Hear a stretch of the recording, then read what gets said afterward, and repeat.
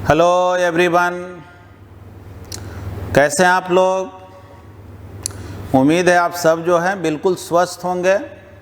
और आज जो है हम लोग पढ़ेंगे कि ये आइडियल कैपेसिटर है क्या। पिछले क्लास में याद करें, पिछले क्लास में क्या सीखे थे हम लोग कि जो सिंगल कंडक्टर है, एक स्फेरिकल कंडक्टर हम लोग लिए थे और उसका कैपेसिटेंस कितना होगा ये सब उसके बारे में पढ़े थे। और जनरली जो कैपेसिटर के जब बात किया जाता है ना, तो उसमें एक से ज़्यादा प्लेट का बात किया जाता है। हम लोग पिछले क्लास में जो पढ़े थे, शॉर्ट में थोड़ा सा रिवाइज कर दे रहे हैं, उसमें हम लोग सीखे थे कि कोई भी कंडक्टर पे जब आप चार्ज को देते हैं तो उस कंडक्टर का जो पोटेंशियल है इंक्रीज करता है, क्यू भी के डायरेक्टली प्रोपोर्शनल होता है। प्रोपोर्शनलिटी साइन को हटा करके कांस्टेंट देते हैं, C equal to Q by V. और C को क्या कहा जाता है जी? C का नाम है कैपेसिटेंस ऑफ द कंडक्टर और कैपेसिटर। तो अगर कोई पूछे कि कैपेसिटर है क्या, तो बोले थे कि कैपेसिटर एक ऐसा डिवाइस है, ऐसा एक मशीन है, ऐसा एक यंत्र है जो इलेक्ट्रिक फील्ड एनर्जी को या इलेक्ट्रिक चार्ज को स्टोर करता है।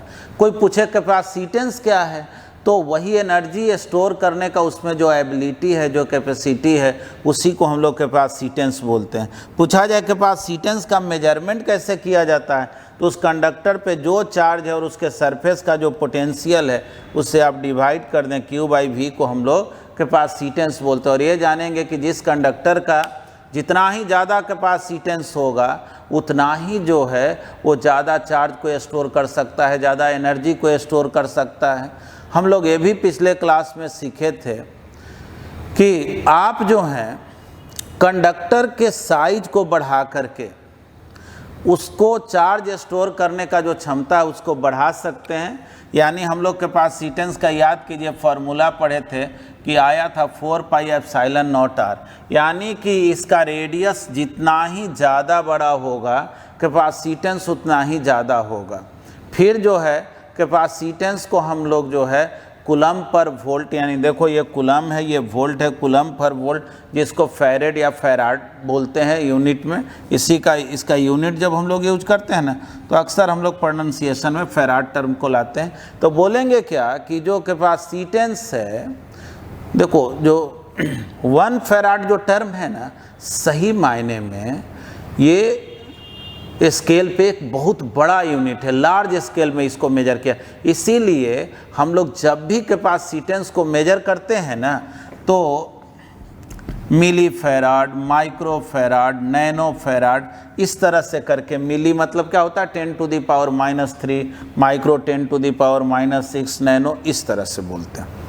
ठीक है, हम लोग ये सीखे थे लास्ट में कि केवल 2 मिली फैराड का अगर कैपेसिटेंस ऑब्टेन करना है तो उसके लिए जो स्फेरिकल कंडक्टर चाहिए उसका रेडियस 18,000 किलोमीटर आया था। मतलब अर्थ से भी तिगुना बड़ा कंडक्टर अगर लेंगे 3 टाइम्स, मतलब कि इतना बड़ा कंडक्टर जिसमें 2.5 से 3 अर्थ इंटर कर सके, तब जो है उसका कैपेसिटेंस कितना 2 मिली farad.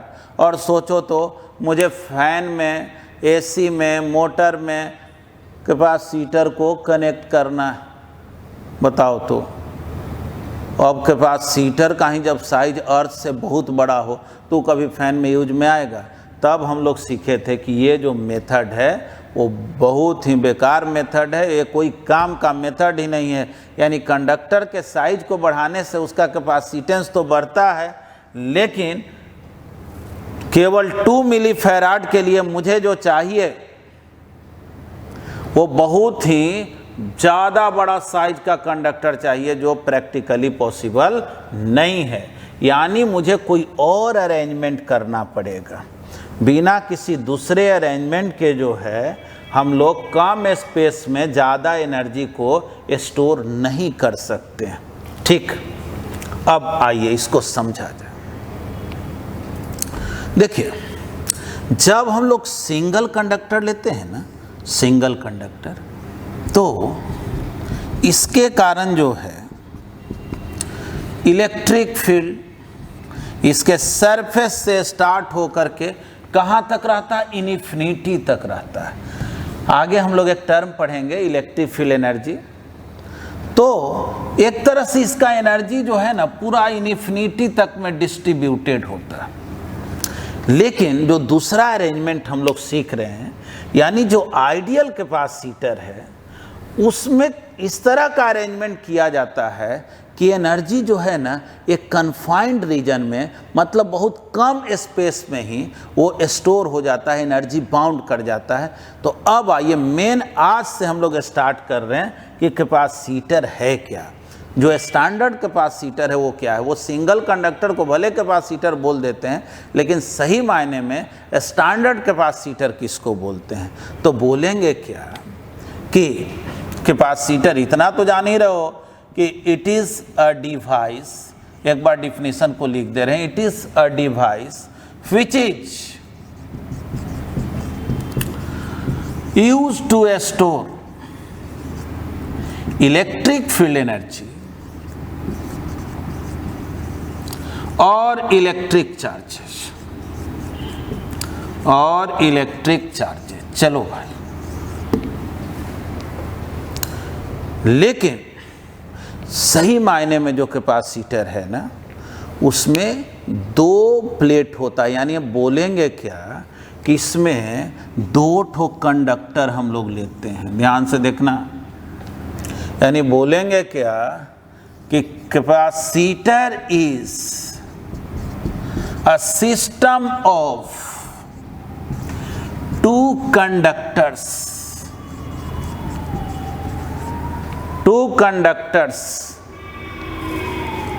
separated by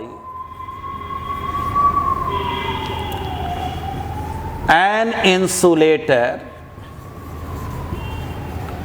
with very small separation।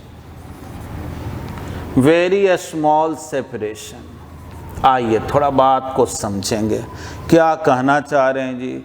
इसमें हम लोग दो ठो कंडक्टर लेते हैं, एक पे प्लस क्यू चार्ज दे दिए और दूसरे पे उतना ही अमाउंट में माइनस क्यू चार्ज देते हैं। ध्यान से देखना, क्या बोले कि कैपेसिटर जो है वो दो कंडक्टर का सिस्टम है और दोनों को कुछ गैप पर रखते हैं। बीच में जो है ना इंसुलेटर का काम कौन कर रहा है, एयर है। बीच में एयर है या कोई अदर मीडियम भी हो सकता है, सेपरेटेड बाय एन इंसुलेटर, और एक दूसरे के बहुत क्लोज रख दिए, मान लो डी सेपरेशन पे रख दिए। अब देखो रूल क्या है। रूल ये है कि एक कंडक्टर को जितना पॉजिटिव चार्ज दो, दूसरे को उतना ही निगेटिव चार्ज दो। अगर कोई कहेगा अच्छा एक को हम अलग चार्ज दे दें और एक को अलग चार्ज दे देंगे तो क्या ये कैपेसिटर नहीं है, तो बोलेंगे कि नहीं है, कैपेसिटर तो है। लेकिन जो आइडियल कैपेसिटर होता है ना, उसमें रूल है कि एक प्लेट पर जितना पॉजिटिव चार्ज दो, दूसरे प्लेट पर उतना ही निगेटिव चार्ज दो, ठीक ना। यानी बोलेंगे क्या कि one of the conductors is given positive charge and the other is given equal amount of negative charge, है ना। आप ज़्यादा नहीं लिख रहे हैं, ध्यान देना। एक को जितना पॉजिटिव चार्ज दो, दूसरे को उतना ही निगेटिव चार्ज दो। अब जानना, जिसको पॉजिटिव चार्ज देते हैं ना, उसका नाम हो जाता है पॉजिटिव प्लेट, ये हो गया पॉजिटिव प्लेट, और जिसको निगेटिव चार्ज देते हैं उसको बोलते हैं निगेटिव प्लेट। देखो ये बात याद रखना, अनइक्वल भी चार्ज दिया जा सकता है और तब भी वो कैपेसिटर होता है। लेकिन जनरली जो है कैपेसिटर जो हम लोग आइडियली यूज में लाते हैं, उसमें एक को जितना प्लस दिया जाता है, दूसरे को उतना ही माइनस दिया जाता है। इसीलिए टोटल चार्ज ऑफ कैपेसिटर जो है ना वो हमेशा जीरो होता है। टोटल दोनों को जोड़ोगे तो जीरो हो जाएगा। लेकिन अगर कोई पूछे ना कि भाई चार्ज ऑफ कैपेसिटर कितना है, तो टोटल नहीं बोला जाता है। The charge of positive plate is called charge of capacitor. यानी ये जो प्लस क्यू है ना, प्लस क्यू को हम लोग क्या बोलते हैं, चार्ज ऑफ कैपेसिटर। ठीक ना। जब भी आपसे कोई पूछे ना बतलाओ कैपेसिटर पे कितना चार्ज है, तो पॉजिटिव प्लेट पर कितना चार्ज है वो चार्ज बतला देते हैं। अब देखो, अब कोई पूछे कि भाई पोटेंशियल ऑफ कैपेसिटर क्या है, तो देखो ये पॉजिटिवली चार्ज बॉडी है, जाहिर है इसका पोटेंशियल हायर तो होगा ही इसके कंपैरिजन में। तो थोड़ा ऐसे सोचना, ये पॉजिटिवली चार्ज बॉडी है, इससे लाइंस ऑफ फोर्स ओरिजिनेट होगा और इस पर टर्मिनेट होगा, पढ़े हो ना। तो जब बीच में इलेक्ट्रिक फील्ड प्रोड्यूस होगा, और इतना मालूम है ना, चार्ज जितना ही ज़्यादा होगा इलेक्ट्रिक फील्ड उतना ही ज़्यादा होगा, और इलेक्ट्रिक फील्ड ज़्यादा होगा तो पोटेंशियल डिफरेंस उतना ही ज़्यादा होगा। तो एक बात सीधे सीधे समझेंगे कि पॉजिटिव प्लेट का पोटेंशियल माइनस निगेटिव प्लेट का पोटेंशियल, यानी कि potential difference between the positive and negative plate, इसी को भी से डिनोट करेंगे। देखो पीडी लिखे ना, इसको शॉर्ट में potential difference, potential difference between positive and negative plate is called potential of capacitor. Potential of capacitor, ध्यान से सुने। यानी अगर आपसे कोई पूछे कि बतलाओ इस कैपेसिटर का चार्ज कितना है, तो बोलेंगे पॉजिटिव प्लेट का जो चार्ज है वो बोल दो, ये अंडरस्टूड है कि निगेटिव प्लेट पर उतना ही क्या होगा, माइनस क्यू, और टोटल चार्ज ऑफ कैपेसिटर क्या होता है, जीरो। अब सेकेंड, अगर पूछा जाए पोटेंशियल डिफरेंस या पोटेंशियल ऑफ कैपेसिटर क्या होगा, तो बोलेंगे इस दोनों प्लेट के बीच में, दोनों कंडक्टर के बीच में जो पोटेंशियल, अगर मान लो ये पॉइंट ए और ये बी है, तो पॉइंट ए और पॉइंट बी के बीच जो पोटेंशियल डिफरेंस होगा उसी को हम लोग बोलते हैं पोटेंशियल ऑफ कैपेसिटर। ठीक। अब पूछा जाए कि कैपेसिटेंस ऑफ कैपेसिटर क्या होगा, तो ठीक है उस पर भी आएंगे। एक बात जानो तो, चार्ज अगर हम लोग बढ़ाते जाएं, ठीक ना, इसको इसका भी चार्ज, मतलब दोनों पर तो इक्वल रखना, अगर चार्ज बढ़ाते जाएंगे तो इलेक्ट्रिक फील्ड बढ़ते न जाएगा। अब चलिए कुछ स्टूडेंट के माइंड में आ रहा होगा, सर यहाँ पर प्लस चार्ज है, यहाँ माइनस चार्ज है, तो बीच में इलेक्ट्रिक फील्ड तो जीरो ना हो जाएगा। अरे बिल्कुल नहीं है, सब पहले पढ़े हुए हो, थोड़ा गॉस लॉ वाला चैप्टर में देखना, ध्यान से देखना। ये पॉजिटिव चार्ज है, अगर बीच में कोई प्लस चार्ज रखोगे तो ये क्या करेगा, रिपेल करेगा, और ये क्या करेगा, अट्रैक्ट करेगा, तो दोनों तो इधर ही ना फोर्स लगाएगा, यानी दोनों मिला करके इलेक्ट्रिक फील्ड को तो बढ़ा ही दिया ना, सेम डायरेक्शन है ना। यानी चार्ज जितना ही ज़्यादा होगा पोटेंशियल डिफरेंस इतना ही ज़्यादा होगा, और वहीं से कैपेसिटेंस का डिफिनीशन निकलता है। ठीक है, तो पहले तो आप क्या करें, इसका जो है एक स्क्रीनशॉट ले लें या पॉज करके लिख लें। तो हम लोग क्या सीखे कि चार्ज जितना ही बढ़ाओगे फील्ड बढ़ेगा, इलेक्ट्रिक फील्ड, और इलेक्ट्रिक फील्ड बढ़ेगा तो पोटेंशियल डिफरेंस बढ़ेगा। याद करो ना, पोटेंशियल डिफरेंस अगर निकालना है, फार्मूला हम लोग कभी पढ़े थे, ई डॉट आर चाहे ई डॉट डी आर का इंटीग्रेशन। तो अगर पोटेंशियल डिफरेंस हमको निकालना है, इलेक्ट्रिक फील्ड इधर है, डी इधर, अगर इलेक्ट्रिक फील्ड कांस्टेंट होता तो सीधे ई इंटू डी हो जाता दोनों के बीच, यानी ई जितना ही ज़्यादा होगा पोटेंशियल डिफरेंस उतना ही ज़्यादा होगा, है कि नहीं। चलो ये बात तो हम लोग जानते हैं। तो हम लोग बोलेंगे कि फॉर अ गिवन कैपेसिटर, कोई भी कैपेसिटर के लिए Q is directly proportional to V। ठीक ना, V मतलब एक तरह से बोलने के लिए तो बोलेंगे पोटेंशियल ऑफ कैपेसिटर, लेकिन सही मायने में होता है potential difference between positive and negative plate. कैसे कैलकुलेट किया जाता है वो सब भी हम लोग आगे सीखेंगे, आगे टाइप्स ऑफ कैपेसिटर। अब चलो, Q proportional to V, Q क्या हो गया, C into V।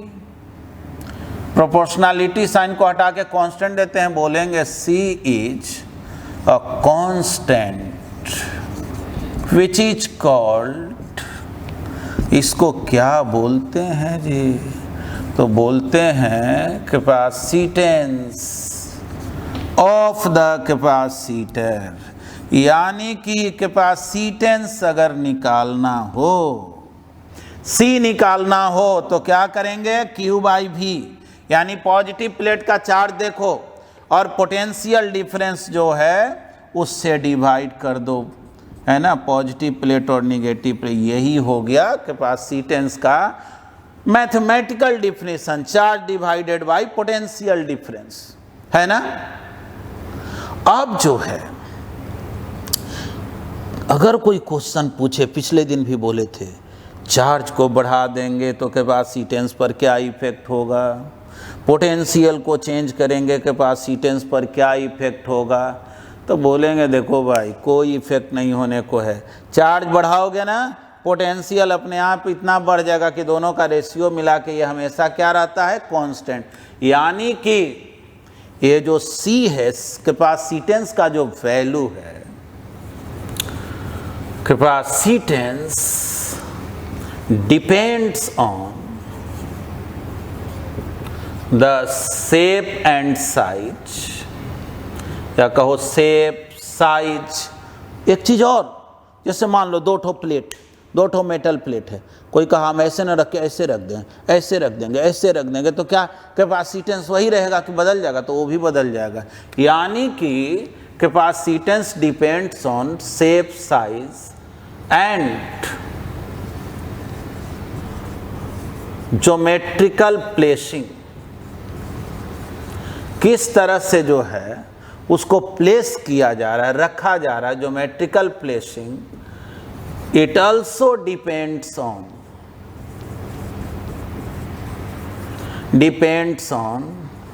The medium between the two plates, medium between the two plates, दोनों प्लेट के बीच का जो मीडियम है ना, उस पे भी ये डिपेंड करता है कैपेसिटेंस। समझ गए।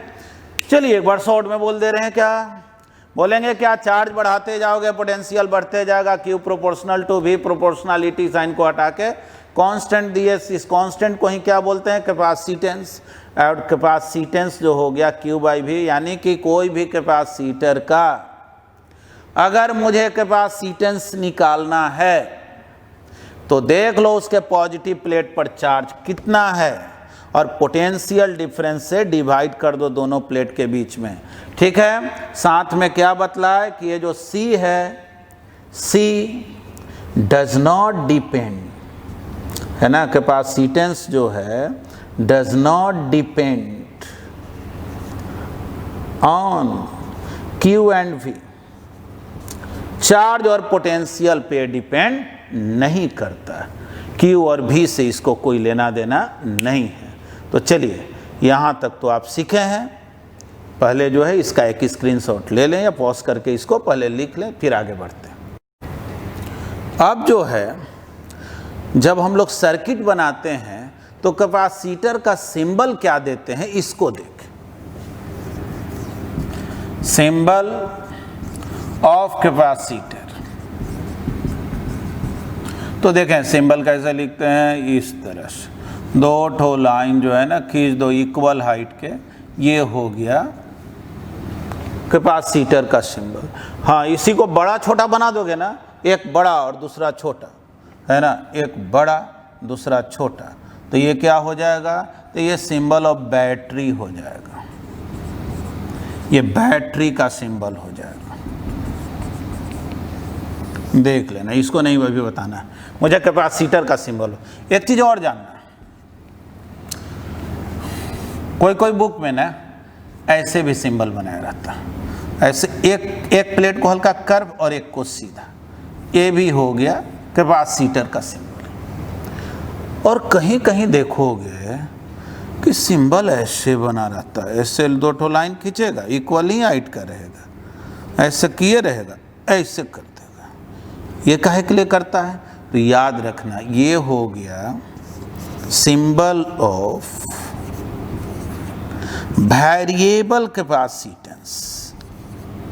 मतलब जिस कैपेसिटर का जो कैपेसिटेंस है वो अगर चेंज किया जा रहा है, बदला जा रहा है किसी भी मेथड से, तो हम लोग इस तरह के सिंबल से डिनोट करते हैं। उसका कैपेसिटेंस जो है ना वो वेरिएबल है, ठीक ना। मतलब जैसे सिंबल बनाते हैं बस एक लाइन ऐसे खींच दी है।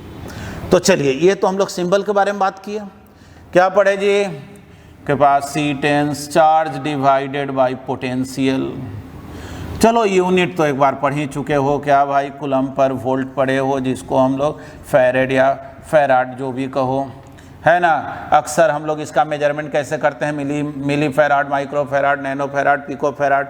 अब चलो वो सब बात को दोबारा नहीं, इसका डायमेंशनल इक्वेशन वगैरह जो है बहुत पूछा जाता है एग्जाम में, और ये सब जो है ऑलरेडी पिछले क्लास में पढ़ा दिए हैं, उसको देख लीजिएगा अगर नहीं आप देखे होंगे तो इसलिए पहले तो इसको तेज़ी से लिख लें। और आगे मुझे अब सिखाना है कि आखिर इसको जो हम लोग चार्ज देते हैं, एक मिनट आप रुकिए, पहले इसको हम बता देते हैं फिर लिखें।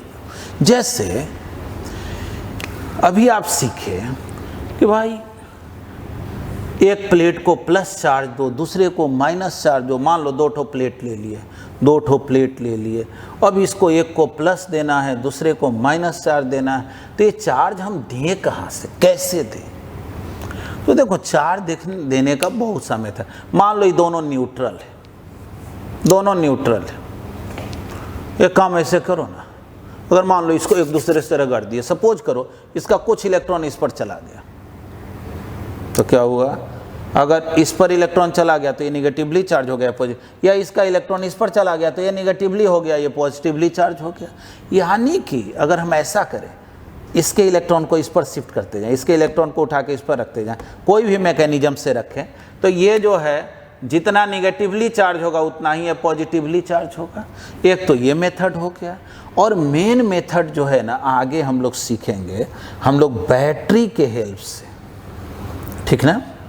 बैटरी के हेल्प से क्या करते हैं कि चार्ज को जो है एक प्लेट से दूसरे प्लेट पर ट्रांसफ़र करते हैं। आगे ये सब सीखना है। जैसे देखो, ये बैटरी है, ये बड़ा वाला जो लाइन रहता है ना, इसको हम लोग बैटरी का पॉजिटिव टर्मिनल बोलते हैं, और ये क्या हो गया? निगेटिव टर्मिनल बोलते हैं, ठीक है। छोटा वाला निगेटिव है। बैटरी जो है ना, वो एक तरह से करंट को फ्लो कराता है, चार्ज को पास कराता है। वो नया चार्ज देता नहीं, पास कराता है। तो देखो होता क्या है, जैसे इसका जो इलेक्ट्रॉन है ना, उसको यहाँ से बैटरी ने क्या किया, ऐसे खींचा और ला के यहाँ दे दिया। तो सोचो, इसका इलेक्ट्रॉन ला के यहाँ दे दिया, तो इसमें इलेक्ट्रॉन के कमी होते गया, तो ये पॉजिटिवली चार्ज हो जाता और ये जितना पॉजिटिवली चार्ज होता उतना ही ये निगेटिवली। ऐसे हम लोग अक्सर क्या बोल देते हैं ना, ऐसे बोल देते हैं। देखो जी, जब भी बैटरी को कनेक्ट करोगे किसी भी कैपेसिटर से, तो जो प्लेट बैटरी के पॉजिटिव टर्मिनल से कनेक्टेड होता है, ठीक ना, इसको हम लोग क्या बोलते हैं? Positive terminal. इसको बोलते हैं निगेटिव टर्मिनल। ये सब बैटरी हम लोगों को पूरा डिटेल में पढ़ना है करंट इलेक्ट्रिसिटी चैप्टर में, और इसमें भी बहुत यूज में आएगा। अभी केवल हम जो है ना इसलिए सिखा रहे हैं क्योंकि आपके माइंड में आएगा ना कि इसको चार्ज मिलेगा कैसे। तो देखो, बैटरी कनेक्ट कर दी है। प्रैक्टिकल में क्या होता है, बैटरी इसका इलेक्ट्रॉन को यहाँ शिफ्ट कर दिया, यहाँ माइनस की, यहाँ प्लस की, और हम लोग इसको ऐसे भी बोलते हैं। बोलेंगे क्या? कोई भी कैपेसिटर को जब बैटरी से कनेक्ट करोगे तो बैटरी इसको तब तक चार्ज देते रहता है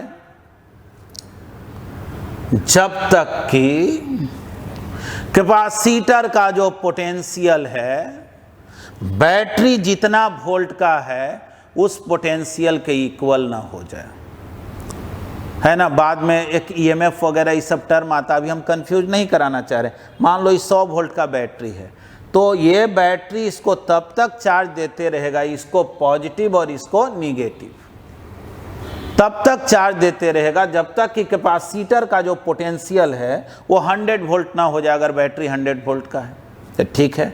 इतना तो आप समझे ना कि चार्ज जो है हम लोग बैटरी के हेल्प से दे सकते हैं, या अगर मान लो दो न्यूट्रल बॉडी है और एक से इलेक्ट्रॉन दूसरे पर ट्रांसफ़र कराएं, भाई कोई भी मैकेनिज्म से, वैसे मेनली बैटरी के हेल्प से काम करते हैं, कोई दूसरे मेथड से भी करेंगे तो जाहिर है एक पर जितना प्लस चार्ज होगा दूसरे पर उतना ही माइनस चार्ज होगा। और प्रैक्टिकल में तो बात बतलाएं ही, बैटरी एक्चुअल में इसका इलेक्ट्रॉन इस पर पहुंचा देता है, इसका इलेक्ट्रॉन लिया इस पर पहुंचा दिया इस पर, तो जाहिर है ये जितना पॉजिटिव होते जाएगा उतना ही ये निगेटिव होते जाएगा, है ना। तो चलिए पहले आप क्या कीजिए कि यहाँ तक जो है आप लिख लें, फिर हम आपको आगे सिखा रहे हैं कि पैरेलल प्लेट कैपेसिटर क्या है, टाइप्स ऑफ कैपेसिटर क्या है। ठीक, देखिए कैपेसिटर जो है ना वो मेनली 3 टाइप का होता है। वैसे तो कैपेसिटर इनफाइनाइट टाइप का होता है, मतलब कि आगे जब प्रॉब्लम बनाएंगे तो उसी में थोड़ा थोड़ा चेंजिंग करते रहेंगे, उसका कैपेसिटेंस बदलते रहेगा। लेकिन स्टैंडर्ड जो टाइप्स ऑफ कैपेसिटर डिफाइन किया गया है वो 3 टाइप है। एक को हम लोग बोलते हैं पैरेलल प्लेट कैपेसिटर, दूसरे को बोलेंगे spherical plate capacitor, spherical plate capacitor, और तीसरे को बोलते हैं सिलिंड्रिकल प्लेट कैपेसिटर। देखिए एनसीईआरटी बुक में जो है ना वो मेनली डिस्कस किया गया है पैरेलल प्लेट कैपेसिटर को, उसमें स्फेरिकल सिलिंड्रिकल ये सब नहीं डिस्कस किया गया। यानी कि 12th के एग्जाम के पॉइंट ऑफ व्यू से समझेंगे तो आपसे मेनली जो क्वेश्चन पूछा जाता है वो पैरेलल प्लेट से पूछा जाता है, और जो आप पिछले क्लास में पढ़े ना कि एक सिंगल स्फीयर है, एक सिंगल कंडक्टर है, वो भी कैपेसिटर का काम कर रहा, उसका capacitance 4 pi epsilon naught R, जो पढ़े मेनली उसका ज़रूरत पड़ता है। देखो एनसीईआरटी बुक के अकॉर्डिंग सिलेबस जो है ना वो बहुत ही कम है इस टॉपिक का। इसमें अब बस बचा हुआ क्या है, तो dielectric and polarization, energy stored in capacitor, यही है topic. Van de Graaff generator जो है ना वो सब तो हटा दिया गया है, वो पहले से ही है, इस बार से ही नहीं, वो बहुत मतलब 3-4 साल हो गया उसको हटाए हुए, तो इसलिए उसमें सिलेबस बहुत कम है। लेकिन ये बहुत टाइम टेकिंग चैप्टर है, इसमें आपको सर्किट वगैरह पे फुल कमांड की ज़रूरत है। तो आइए हम लोग जो है बारी बारी से सीखेंगे। तो सबसे पहले क्या सीखेंगे हम लोग, पैरेलल प्लेट कैपेसिटर को, है ना, पैरेलल प्लेट कैपेसिटर को। आइए पहले तो इसके हम लोग डिजाइन के बारे में सीखते हैं। इतना तो आप जान गए हैं भाई कि कोई भी कैपेसिटर हो ये तो तय है कि उसमें 2 प्लेट होगा, है ना। आइए पहले आपको सिखा दें पैरेलल प्लेट कैपेसिटर प्रैक्टिकल में कैसे। देखो जी, समझो ये 2 मेटल प्लेट है और दोनों को एक दूसरे के पैरेलल इस तरह से रखती है ना। मेटल प्लेट है, दोनों को एक दूसरे के पैरेलल रख दिए, वेरी स्मॉल सेपरेशन पे। आगे हम लोग सीखेंगे जितना ही कम सेपरेशन होता है ना उतना ही जो है इसका कैपेसिटेंस ज़्यादा होता है। क्यों होता है आगे समझेंगे। और ये जो भी एनर्जी स्टोर करता है ना, बस इतना ही जो गैप रहता है ना, इसी गैप के बीच में, जैसे दोनों प्लेट के बीच में जो गैप है ना, इसी में वो इलेक्ट्रिक फील्ड एनर्जी को स्टोर करता है। तो क्या इधर नहीं रहता, इधर नहीं, कैसे क्यों नहीं, वो सब आगे हम एक्सप्लेन कर रहे हैं। तो पैरेलल प्लेट कैपेसिटर क्या है, आइए बोलेंगे क्या। इसमें हम लोग 2 प्लेट लेंगे, है ना, 2 प्लेट लेंगे, फिर एक को जितना प्लस चार्ज देंगे दूसरे को उतना माइनस चार्ज देंगे। कोई कहेगा ये चार्ज आएगा कहाँ से, बोलेंगे भाई बैटरी वगैरह के हेल्प से हम कर लेंगे, ठीक ना। एक अब कहाँ से आएगा वो बात की बात है। एक पर जितना प्लस की उतना दूसरे पे उतना ही माइनस की। इन दोनों को कुछ सेपरेशन पे रख दिए, इसी अरेंजमेंट को हम लोग बोलेंगे पैरेलल प्लेट कैपेसिटर। अक्सर जब हम लोग फिगर बनाते हैं ना, तो चूँकि 3 डायमेंशनल फिगर होता है ना, अब सोचो ना, अब मुझे ऐसे फिगर बनाना है, 2 ठो प्लेट ऐसे बनाना, अब ऐसे बनाने में तो बनता नहीं ना है, तो हम लोग कुछ इस तरह का बना देते हैं। या देखो अगर हम फिगर ऐसे बनाए, एक प्लेट यहाँ, दूसरा प्लेट यहाँ, है ना, दूसरा प्लेट यहाँ, इसको दे दिए प्लस क्यू चार्ज, इसको माइनस क्यू चार्ज। तो देखो इस फिगर को देख करके ये मत समझ लेना कि ये जो है 2 ठो लाइन खींचा हुआ है, एक्चुअल में ऐसे देखो, एक प्लेट है, दूसरा प्लेट है ना, 2 ठो प्लेट, इसको दे दिए प्लस क्यू चार्ज, इसको दे दिए माइनस क्यू चार्ज। देखो हम लोग जब फर्स्ट चैप्टर को पढ़ रहे थे तो ये सीखे थे कि ये जो चारों सरफेस हुआ, ये और ये चारों सरफेस पर चार्ज कैसे डिस्ट्रीब्यूट होगा, ठीक ना। एक ट्रिक सिखाए थे, मेथड भी होता है, मेथड थोड़ा सा टाइम लेता है, लेकिन देखो सिंपल एक ट्रिक क्या है, क्या सिखाए थे, थोड़ा याद करो।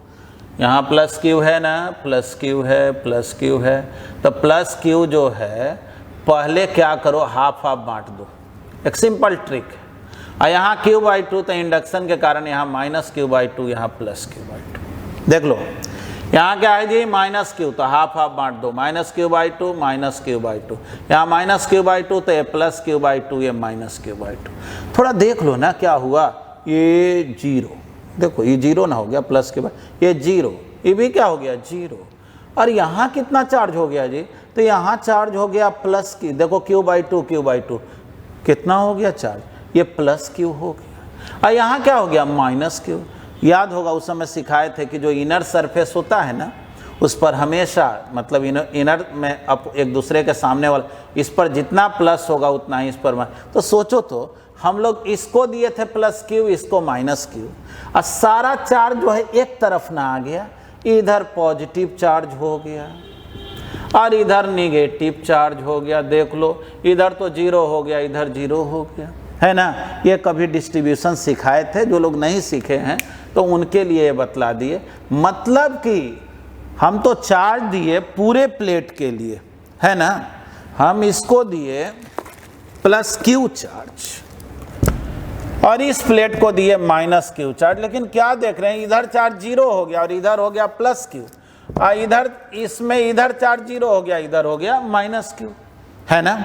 तो ठीक है, इतना तो हम लोग समझ गए कि जब आप 2 प्लेट को एक दूसरे के पैरेलल रखेंगे और दोनों प्लेट जो है ना आइडेंटिकल होना चाहिए, दोनों का एरिया सेम होना चाहिए, ठीक है। अभी ये सब मिटाएंगे और फिर हम आपको फ्रेश लिखेंगे पैरेलल प्लेट कैपेसिटर को।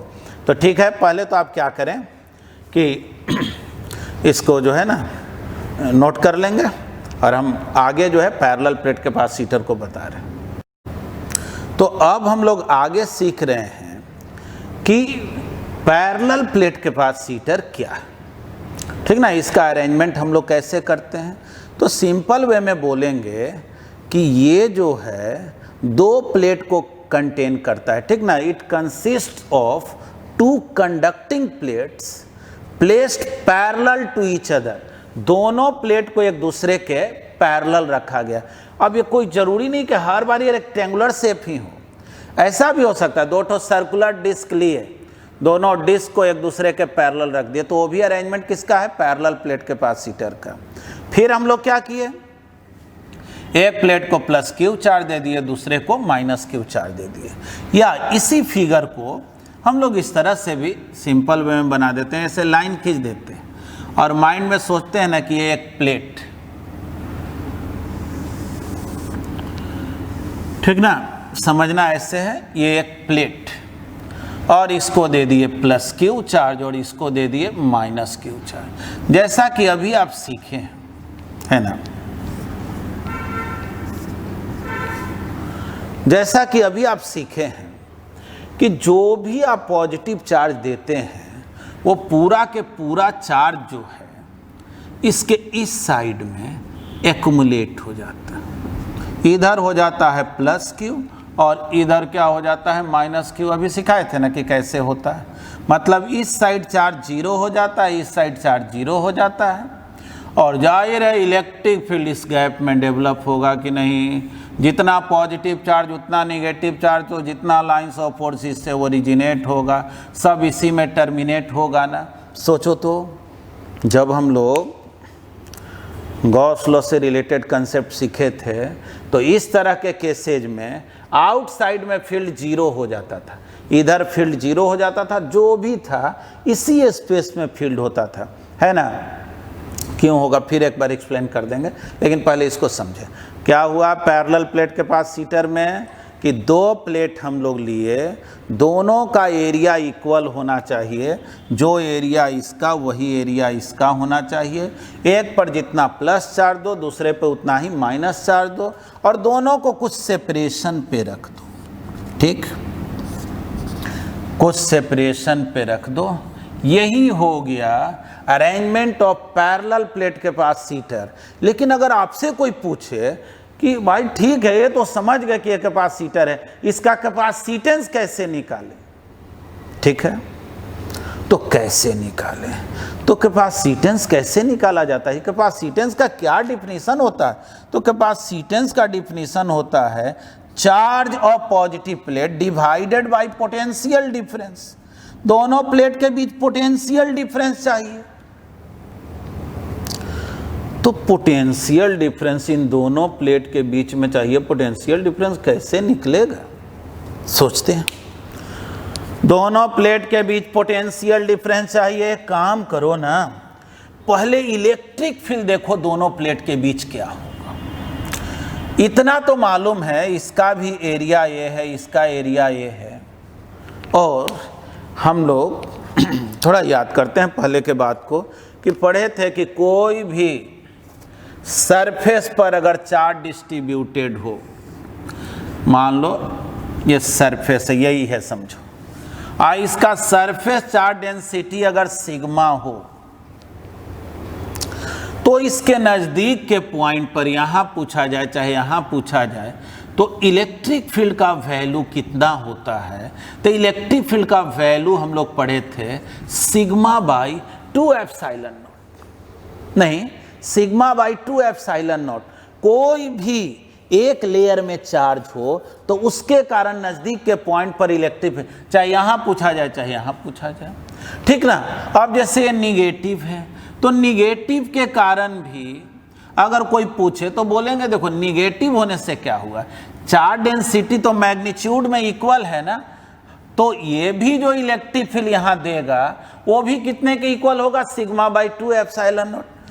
अब थोड़ा समझना जो बात बताना चाह रहे हैं, फिर इसको मिटा देंगे क्योंकि मेन काम तो फ्रेश काम करेंगे जिससे लिखने में कोई दिक्कत ना हो। ध्यान से देखें, एक प्लेट यहाँ है, एक प्लेट यहाँ है। वही पूछ दिया कि बतलाओ तो बीच के पॉइंट पर इलेक्ट्रिक फील्ड किधर होगा, तो बोलेंगे देखो कहीं भी इलेक्ट्रिक फील्ड का डायरेक्शन देखना हो तो क्या करते हैं, वहाँ पे पॉजिटिव चार्ज रखते हैं। चलो यहाँ प्लस चार्ज रख दो, ये क्या करेगा, रिपेल करेगा, ये क्या करेगा, अट्रैक्ट करेगा, तो दोनों इधर ही ना हुआ। यानी जितना जो इलेक्ट्रिक फील्ड या जो इलेक्ट्रिक फील्ड का डायरेक्शन इसके कारण होगा वही इसके कारण होगा, दोनों का फील्ड तो सेम डायरेक्शन में हो गया। इसलिए नेट इलेक्ट्रिक फील्ड अगर पूछा जाएगा बीच में तो इसके कारण भी सिग्मा बाई 2 एप्सिलॉन नॉट, इसके कारण भी सिग्मा बाई 2, यानी कितना हो जाएगा, सिग्मा बाई एप्सिलॉन नॉट। लेकिन अगर कोई पूछे यहाँ पे बतलाओ इलेक्ट्रिक फील्ड क्या होगा, तो देखो ये जो पॉजिटिव प्लेट है ये क्या किया, रिपेल किया, निगेटिव प्लेट अट्रैक्ट किया, बोलो नेट इलेक्ट्रिक फील्ड क्या हो गया, 0। यानी कि आउटसाइड में फील्ड क्या हो गया, 0। यानी हम लोग यही बोलेंगे कि इस अरेंजमेंट का फायदा ये हुआ कि इसका पूरा इलेक्ट्रिक फील्ड जो है वो इसी कन्फाइंड रीजन में है, यानी एक कम स्पेस में ही पूरा एनर्जी को स्टोर कर लेगा, ठीक ना। और आप जानते हैं कि कैपेसिटर जो है ऐसा डिवाइस है जो इलेक्ट्रिक फील्ड एनर्जी को स्टोर करता है, यानी कि ये कम ही स्पेस में टोटल एनर्जी को स्टोर करेगा, ठीक। तो काम कैसे किया जाए, चलो भाई काम कैसे करें, क्या चाहिए? तो कैपेसिटेंस निकालना है। कैपेसिटेंस के लिए क्या चाहिए? तो Q बाई V, V मतलब पोटेंशियल डिफरेंस, और पोटेंशियल डिफरेंस के लिए मुझे इलेक्ट्रिक फील्ड चाहिए इस दोनों प्लेट के बीच में। तो ध्यान से देखना है, अब इतना मालूम है, जो सरफेस चार्ज डेंसिटी इसका है प्लस में, वही सरफेस चार्ज डेंसिटी इसका है माइनस में। देखो ऊपर में लिख दे रहे हैं, उतना ही है इसका माइनस में।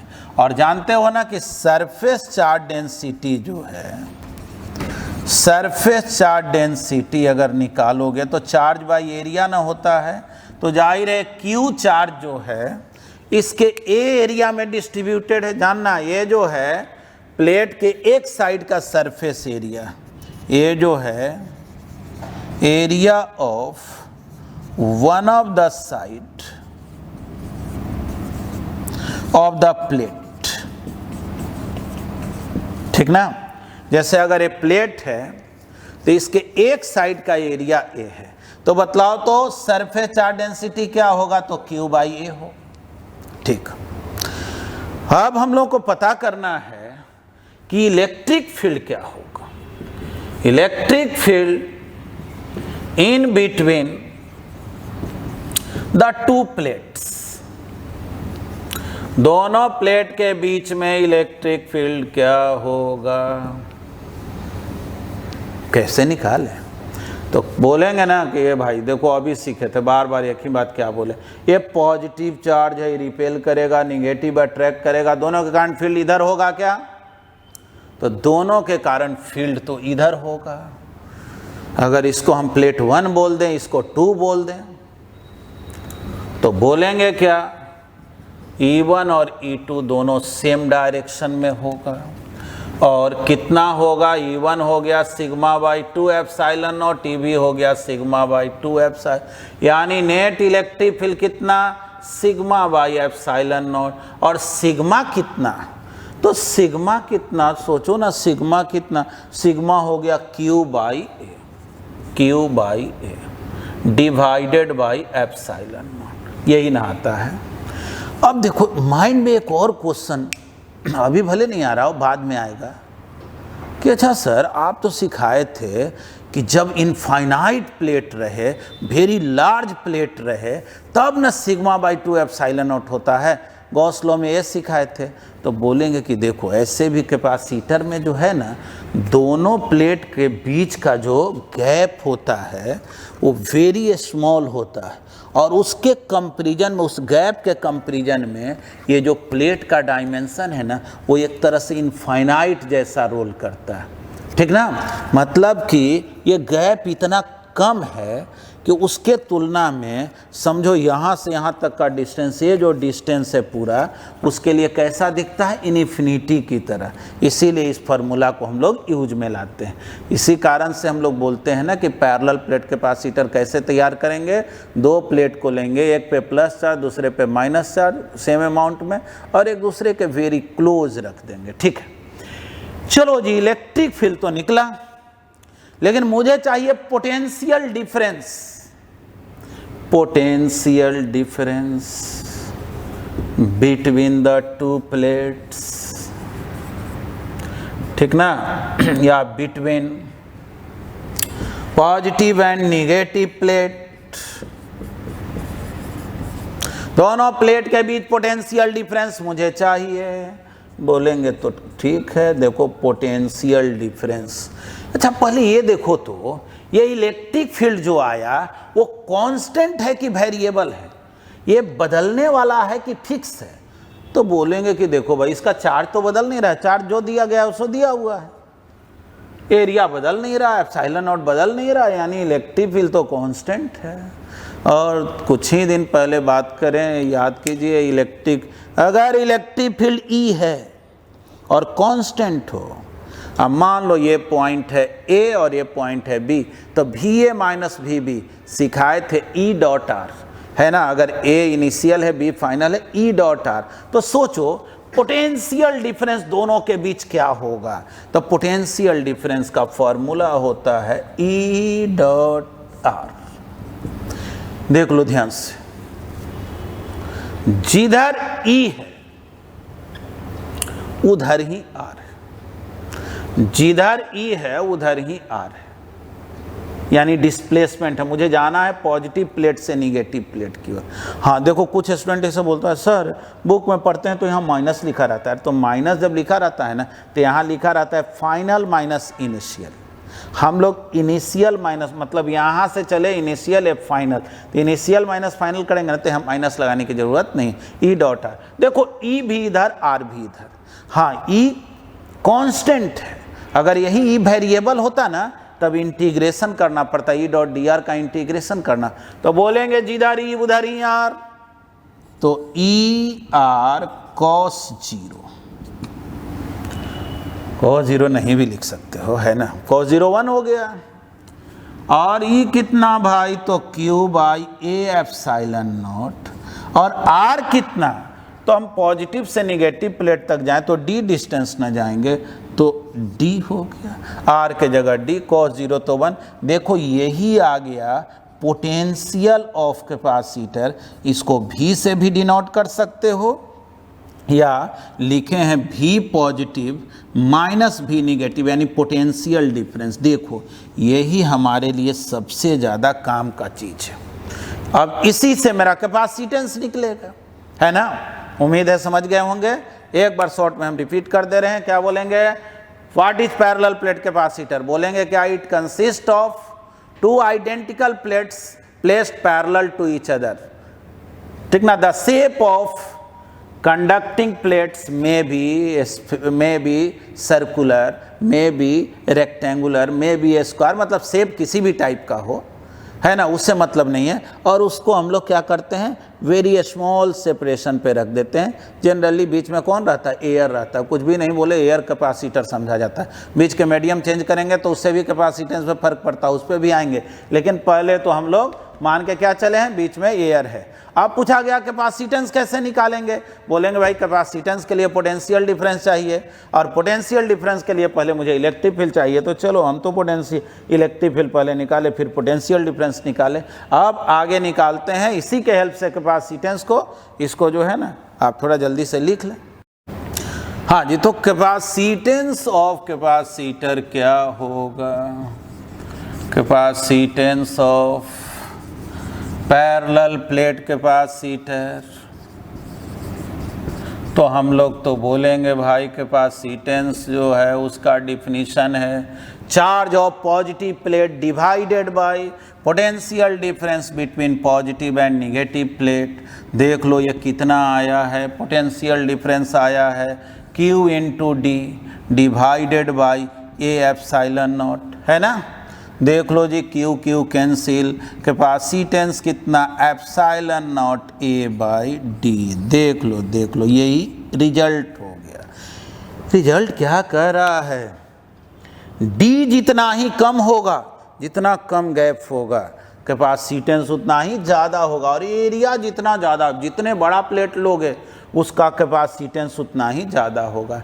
यानी कि अगर मुझे लार्ज कैपेसिटेंस का, ज़्यादा वैल्यू के कैपेसिटेंस का पैरेलल प्लेट कैपेसिटर बनाना है तो हम लार्ज एरिया का प्लेट लें, कम गैप पर रखें।